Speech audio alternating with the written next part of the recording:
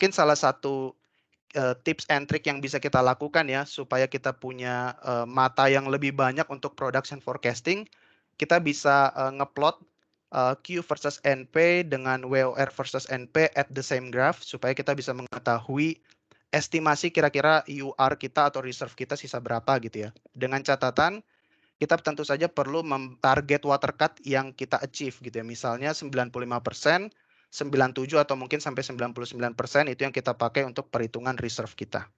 Ada metode-metode lain sebenarnya untuk forecasting, ada juga yang namanya Xplot. Ini juga meng-honor relative permeability effect dan mirip juga dengan WOR versus Kumplot. Dia lebih cocok digunakan setelah kita achieve linear trend di atas 50% water cut, WOR di atas 1 sampai 2, dan ini cocok untuk water flood yang sudah mature. Nah, ada lagi satu plotting yang cukup menarik ya kalau menurut saya, itu adalah Young's plot, atau ada juga banyak disebut sebagai Y-plot ya. Jadi Y-plot ini dia melakukan forecasting dengan pertama dia mengkonstruksi satu parameter baru namanya Y. Diambil dari Bapak Yang ini gitu ya, di mana Y itu adalah oil cut dikali water cut. Jadi very simple sebenarnya, kita pasti sudah punya dapat datanya, tapi ini diplot, log-log plot versus cumulative liquid production. Nah, dari sini ada beberapa hal yang bisa kita capture gitu ya.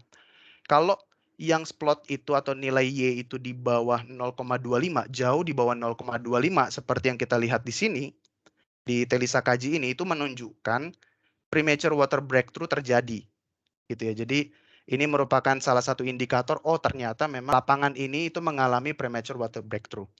Tapi ketika kita sudah mencapai maturity, water flood-nya sudah cukup mature gitu ya. Jadi istilahnya reservoir kita the majority sudah flooded, dia akan memberikan trend slope min 1. Dan itu yang terlihat di lapangan kita di Telisa Kaji gitu ya.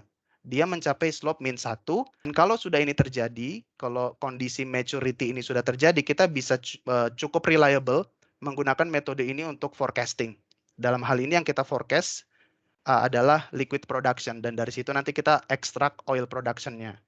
Metode ini juga meng-honor relative permeability, tapi lebih cocok ketika sudah terjadi water breakthrough yang biasanya ditandai oleh water oil ratio at least 1 atau 2 value-nya, seperti itu.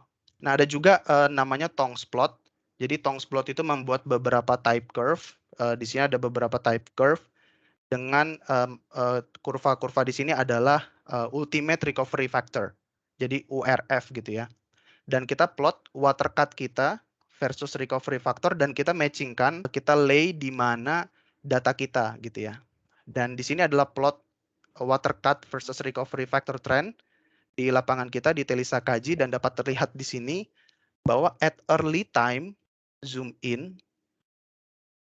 Jadi kalau kita zoom in dan early time, sebenarnya lapangan ini itu mengikuti ultimate recovery factor 40% trennya. Jadi cukup bagus recovery factornya harusnya, atau sweep efisiensinya, tapi ternyata terjadi fast water breakthrough, severe water breakthrough, mungkin terjadi breakthrough dan channeling di mana-mana, dan akhirnya water cut-nya naik signifikan, dan kita masuk ke area zona URF 25%.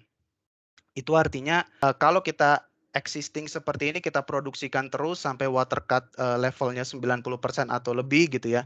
Ya kita rely ke URF line 25% gitu ya. Jadi mungkin agak sangat sulit untuk kita bisa mengharapkan recovery factor yang lebih tinggi lagi gitu ya. Itu kalau kita mereview dengan Tong's plot.